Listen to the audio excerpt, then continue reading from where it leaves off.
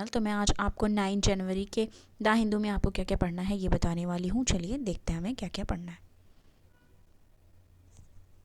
तो देखो ये एडिटोरियल वाले पेज पे आया हुआ है, तो मेंस में हमारे मेंस के लिए इम्पॉर्टेंट हो जाता है। इसमें कुछ लोगों ने तो न्यूज़ में देखा होगा, ये वैसे भी जानते हैं।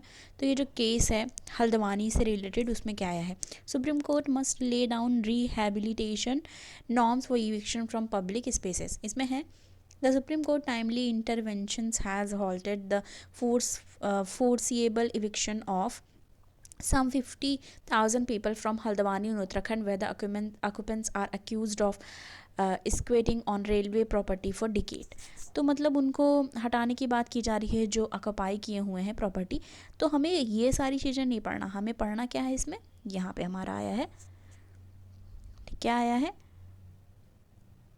Individual occupants under public premises eviction of unauthorized occupant act 1971, ये हमको पढ़ना है। ठीक है, तो इसमें बोल के आ रहे हैं, the Uttarakhand high court has taken a tough stand against the residents and passes a sleeve of directions that would have entitle their eviction within a week. तो उन्होंने क्या किया था, उत्तराखंड के हाई कोर्ट ने कि बोला था इविक्शन करने के लिए, मतलब वहाँ से हटने के लिए बोला था इन अ वीक, मतलब एक हफ्ते में, included the deployment of paramilitary forces, deploy करके पैरामिलिट्री फोर्स को। It is significant that bench underscored the human angle to the issue and spoke about the need for rehabilitations before eviction while staying the order in an earlier round of litigation over the same land which adjoined the Haldwani railway station. Court order has allowed proceeding against individual occupants under the Public Premises Eviction of Unauthorized Occupants Act 1971 to complete it. This time too it was PIL that the High Court has passed this order.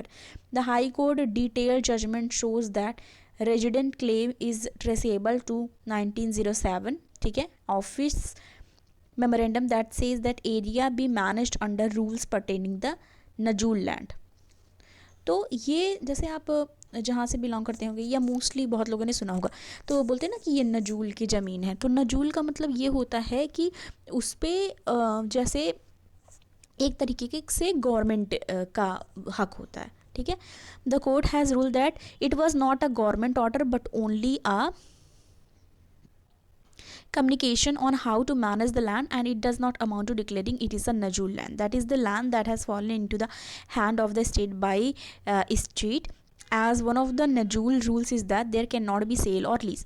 तो नजूल land, नजूल rule क्या कहता है, जब भी कोई नजूल की ज़मीन है उसमें ये कहा जाता है कि उसको ना ही सेल किया जा सकता है और ना ही लीज़ पे दिया जा सकता है, ना बेचा जा सकता है और ना ही लीज़ पे दिया जा सकता है, ये चीज़ बोला गया। The court rejected all claims made by occupants based on purported document for lease, ठीक है, document for lease, sales and some cases purchase through auction। तो उन्होंने सारी चीज़ें खारिज कर दी, जो ऑक्यूपाई किए हैं, जिन्होंने अपनी दलीलें दी कि उन्होंने खरीदी है, लीज पे ली है, या क्या क्या चीज़ें हैं, वो सबको खारिज किया। Certificate between occupant of public land and the state that want to reclaim that the land are a never ending sage in the country never ending saga in the country, a shortage of housing as well as inadequate recognition of the right to shelter means right to shelter की बात यहाँ पे की जा रही है, means that large masses of people encroach on vacant land, be it on bed of water bodies or government property. This often lead to attempt to evict the occupants and spawn litigation. Invariably there are claims to occupancy right based on long year of stay at same location. तो कई बार ऐसा भी होता है occupancy right में कि अगर कोई बहुत सालों से एक ही जगह पे रहता है तो वो उस पर अधिकार कर लेता है। ठीक है, there are court judgment that stress rehabilitations methods and consultation with the authorities before eviction. Some court have also recorded the view that mandatory rehabilitations may prove to be an incentive for encroachment. The Haldwani eviction effort has unfortunately taken communal overtone. अब ये जो Haldwani eviction की बात जो चल रही है, ये क्या ले ली है, ये कम्युनल एक ओवरटोन हो गया है यहाँ पे। ठीक है, and there appears to be a clamour that the early eviction of Muslim residents, और ये कहा जा रहा है कि सबसे पहले जो मुस्लिम रेजिडेंट्स हैं उनको निकाला जा रहा है। तो मतलब एक कम्युनल, एक चीज़ सबसे ज़्यादा सब लोग इस बात से अग्री करते होंगे कि मोस्टली अगर कुछ भी चीज़ होती है, चाहे वो इलेक्शन हो, चाहे वो किसी भी चीज़ को लेके, तो चाहे जो NRC और CA आ रहा था, सब चीज़ में मुस्लिम हिंदू सबसे पहले होता है। तो यहाँ पे भी सेम चीज़ हुआ कि ये कम्युनल ओवरटोन हो चुका है इस चीज़ का। India does not have a good record on rehabilitations of those evicted from the public spaces and this case presented an opportunity to Supreme Court to lay down the law on meaningful rehabilitation, ठीक है, rehabilitation as well as effective prevention of encroachment। तो अब ये सारी चीज़ें हैं, तो इस पे देखना है कि सुप्रीम कोर्ट क्या कहती है। जो भी उन लोग को वहाँ स्पेस खाली करने को बोला जा रहा है, अब देखते हैं इसमें आगे क्या होगा। ठीक है, तो ये चीज़ ध्यान देनी थी, इससे रिलेटेड हम देखेंगे। और मैंने जो बताया, हमें पढ़ना क्या है, पूरी स्टोरी छोड़ दो, हमें बस ये जानना है जो यहाँ पे बात हुई है, बस इस एक्ट के बारे में जानना है जो ये आया है 1971 में, वो क्या कहता है। क्योंकि हमें इस तरीके से किसी स्टेट और डिस्ट्रिक्ट का नाम लेके हमें क्वेश्चंस नहीं आएंगे, हमको इसी तरीके से पूछा जाएगा कि ठीक है एक्ट में क्या बोला गया है। ओके, फिर हम नेक्स्ट आएंगे। अब यहाँ पे यूएस स्पीकर को लेके यहाँ पे बात हुई है, gaining the gravel the role of US speaker. तो इसमें देखेंगे क्या बात की जा रही है। The speaker whose leadership of the house is mandated under article 1। अब यूएस के स्पीकर की बात हो रही है यहाँ पे, तो article 1 section 2 of US constitution आता है। स्पीकर का role is elected at the beginning of new congress by majority of the law maker in the chamber. ठीक है, तो उनको इलेक्ट किया गया है। रिकॉर्ड मेकिंग 15 वोटिंग राउंड्स हुए वर कंडक्टेड बिफोर केविन मैकर्थी। ठीक है, मैकर्थी succeeded in acquiring the speaker. ठीक है, तो केविन मैकर्थी जो हैं वो स्पीकर बने हैं यूएस के। The odds are high that Mr. McCarthy will substantially seeks to promote the core value of Trumpism. He may also seeks to investigate the oft-repeated false claim of stolen 2022 election and ballot voting and decision making behind the COVID-19 related तो मतलब वो हमेशा allegations, क्योंकि opposition का काम ही यही है, तो वो वहाँ पे करते रहते हैं। अब इनके बारे में है, मिस्टर मैकर्थी के बारे में इसमें बताया जा रहा है कि influences speaker will constraint by the tenuousness of his grip on house conservative while the Republicans managed to flip the house for democratic control in। तो मतलब ये तो यूएस के पॉलिटिक्स के बारे में है, ये हमको जानने की ज़रूरत नहीं है, हमको बस ये जान लेना है थोड़ा ये। ठीक है, क्यों ये जान लेना है, क्योंकि कई बार हमारा क्वेश्चन आता है कंपेयर करके, इंडिया यूएस के स्पीकर से कंपेयर करके आ सकता है, क्योंकि स्पीकर न्यूज़ में है। ठीक है, तो यहाँ पे दिया हुआ है what is the role of speaker, तो वही सारी चीज़ें यहाँ पे बताइए। Article 1 section 2 of constitution, elect किया जाता है उनको, और ये सारी चीज़ें दी हुई हैं। तो इसमें हमें ये स्पीकर से रिलेटेड आया है, तो हमको स्टार्टिंग पार्ट में जा करके, ठीक है, लक्ष्मीकांत में आप जाओगे, लक्ष्मीकांत में जाओगे, उसके बाद क्या आपको करना है, जो यूएस और इंडिया दोनों का स्पीकर की जो चीज़ें हैं उसको क्या कर लेनी है, कंपेयर कर लेनी है। क्योंकि कई बार आता है कि कैसे इंडिया और यूएस की, यानी कि कंपैरिजन सिर्फ यूएस के कंटेक्स्ट में ही नहीं आता, हमेशा दूसरे कंट्रीज़ के साथ कंपैरिजन का क्वेश्चंस आता है। अब यहाँ पे ये है, can foreign universities set up campus in India now. तो क्या जो फॉरेन यूनिवर्सिटीज़ हैं वो अभी कैंपस सेट करेंगी इंडिया में, इसके बारे में यहाँ पे बात हो रही है, देखेंगे हम। यूनिवर्सिटी ग्रांट कमीशन यूजीसी ने अनाउंस किया है draft regulation for setting up operations of campus of foreign higher education institution in India. तो जो फॉरेन हायर एजुकेशन इंस्टीट्यूशन है वो इंडिया में सेटअप किए जाएंगे। The purpose allowed to foreign universities among the top 500 global ranking, जो top 500 global ranking तक हैं और अ फॉरेन एजुकेशन इंस्टीट्यूशन, उनको क्या दिया जाएगा, home jurisdiction to apply UGC to set up a campus in India. जिससे उनको होम ज्यूरिडिक्शन दिया जाएगा कि वो यूजीसी पे अप्लाई करके सेटअप कर सकते हैं कैंपस इंडिया में। The objective in promoting India as a global education destination is primary save loss of foreign exchange.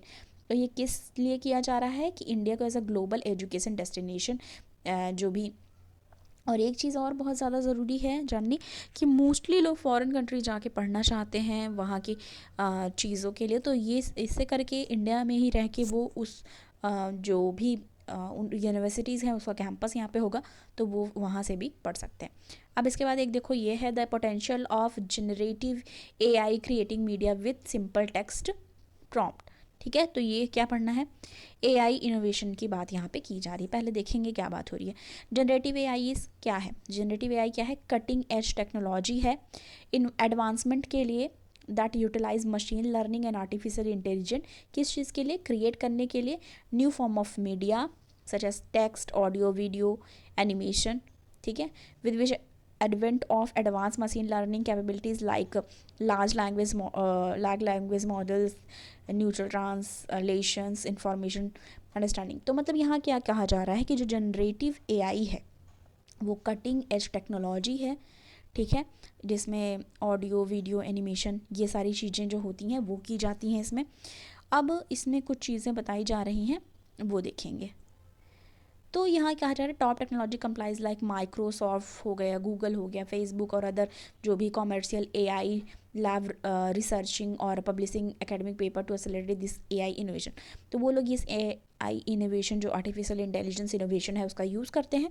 और रिसेंट ईयर्स में ये देखा गया है कि इन्वेस्टमेंट ज़्यादातर किए गए हैं GAN यानी कि जनरेटिव जो है एडवर्सरियल नेटवर्क्स में, LLMs लार्ज लैंग्वेज मॉडल्स में, जनरेटिव प्री ट्रेंड ट्रांसफॉर्मर्स में, ठीक है, GPT में, और DALL-E, ठीक है, डेल ए इमेज जनरेशन के लिए किया गया है, चैट GPT।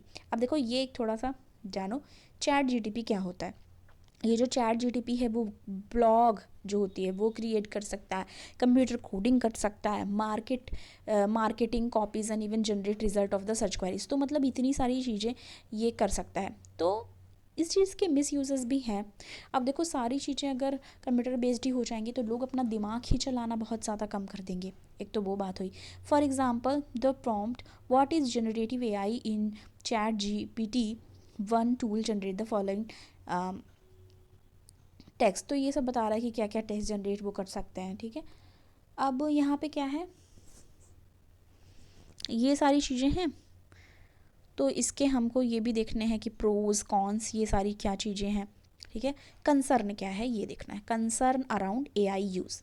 कंसर्न में देखेंगे overall generative AI has potential to enable efficiency or productivity across multiple industries and application at scale. However, if not designed and developed responsibly and appropriate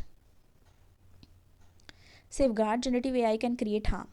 देखो ये है, तो देखो जैसे हमें सारी चीज़ों के बारे में हमने जान लिया कि हाँ बहुत जल्दी से ये काम कर सकता है, मशीन लर्निंग है, हर चीज़ कर सकता है, ब्लॉग राइटिंग कर सकता है, ठीक है, कोई भी तरीके की किसी भी तरीके की कोई भी चीज़ हो वो कर सकता है, पर इसके हार्म भी हैं। जैसे ये क्रिएट कर सकता है हार्म और एडवर्सरी की इम्पैक्ट सोसाइटी पे थ्रू मिसयूज़, ठीक है। और इसमें क्या कर सकते हैं, बहुत सारी चीज़ें इसमें दी हुई हैं जो कि हम देखेंगे, ठीक है। नॉन एक्सक्लूसिव डेटा है और ये जनरेट करेगा बायस आउटपुट सच एज ऑफेंसिव और डिस्क्रिमिनेटरी लैंग्वेजेस को यूज़ कर सकता है, ठीक है। Demanding degrading imaginary and prejudicial content create कर सकता है। For example initially generative imagery would show only image of white men for prompt CEO।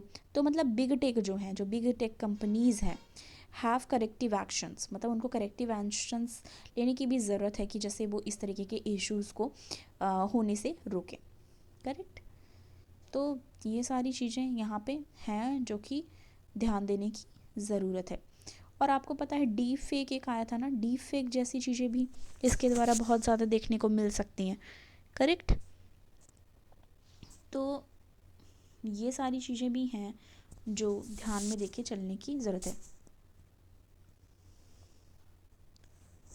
एक देखो यहाँ पे साइड में एक आया है, ये बहुत अच्छा है, what is turning out to be a mammoth task. तो यहाँ पे देखो एक क्वेश्चन है, what is the difference between terrorist and extremist, ठीक है। तो इसमें इन्होंने अपने व्यूज़ बताए हैं। There is a tendency nowadays specially among reporters to use the two word how it is wrong to do so. मतलब अगर वो रॉन्ग हो, दो चीज़ यूज़ करते हैं। एक terrorist as a word suggest is someone who use terror to achieve his goal. उसको terrorist बोल देते हैं।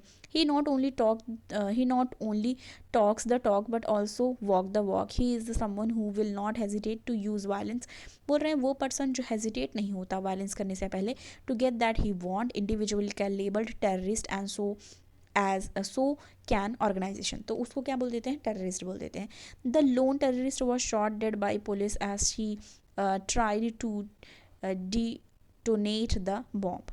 ठीक है, तो मतलब टेररिस्ट, और इन्होंने क्या बताया है, टेररिस्ट का एक्सप्लेन किया है। ये इनके व्यूज़ हैं। ठीक है, तो ये सारी चीज़ें थी जो हमको पढ़नी थी। Okay, thank you.